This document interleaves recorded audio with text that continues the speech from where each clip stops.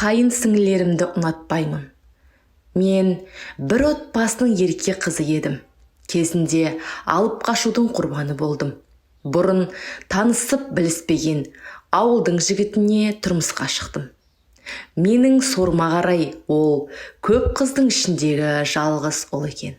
Бәлкім, кейбір отбасыларда әпкелері мен қарындастары үйдегі жалғыз келінді әлпештеп ұстайтын шығар.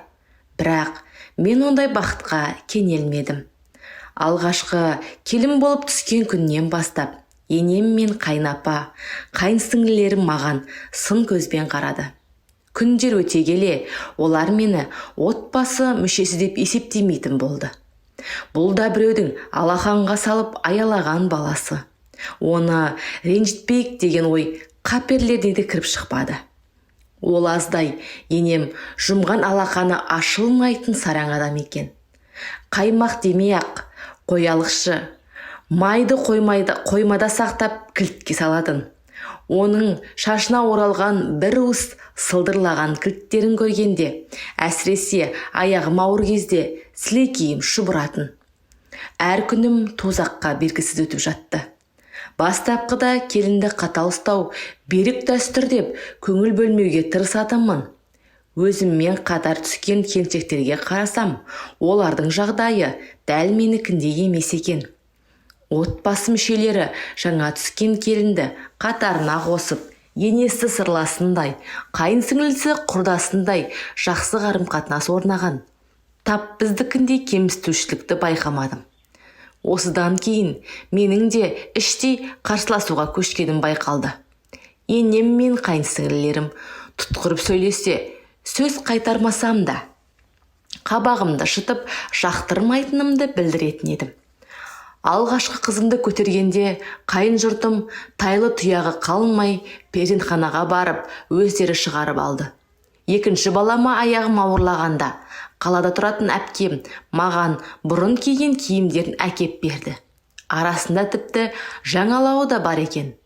Қаладағылар ауылдың әйелдеріндей күйбең тіршіліктің соңында жүрмейді ғой.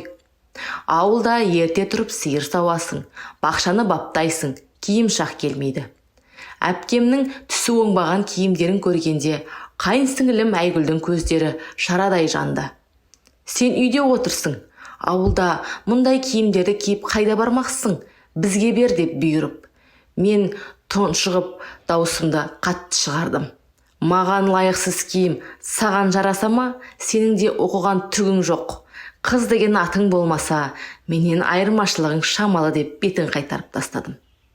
Солақ екен жыламсырап шешесіне жүрмесі бар ма? Енем қызының сөзін сөйлеп, мені жерден алып жерге салды. Біздің айғайымызды естіген күйеуім есікті тарс жауып үйден шығып кетті. Біз 3 ай оң теріс жүрдік. Енем де, атам да, күйеуім де менен теріс айналды. Перзентханаға автобусқа отырып өзім бардым. Мерзімім жетіп, ұлымды туғанда бірде біреуі хабарласпады. Тек шығатын күні күйеуім машинамен келіп, ұлым Айдын екеумізді үйіне әкетті. Есімді жиып, баламды жуындыруға қамданып жатқанымда, қайынсіңлім бөлмеме кірді. Үстінде менің әпкемнің көйлегі. Жақтырмай тұрғанымды көріп, бөлмеден жыластай тайып тұрды. Бірақ сол күйі көйлекті қайтармады. Менің жаныма батқаны ол да емес.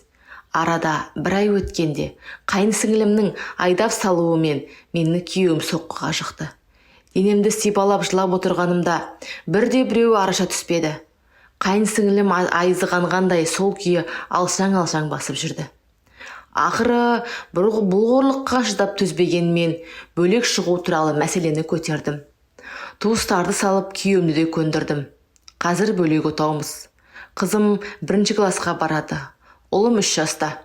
Жолдасым екеуміздің қарым-қатынасымыз қалыпты. Бір-бірімізді сыйлаймыз, түсінеміз.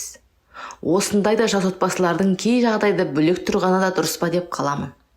Егер қайын жұртым мені өздеріндей көріп, жылы қабақ танытқан болса, мен де ол үйден кетпес едім ғой. Қайын сіңіліме келсек, 2 жыл бұрын көрші ауылдың жігітімен сөз байласып тұрмысқа шыққан.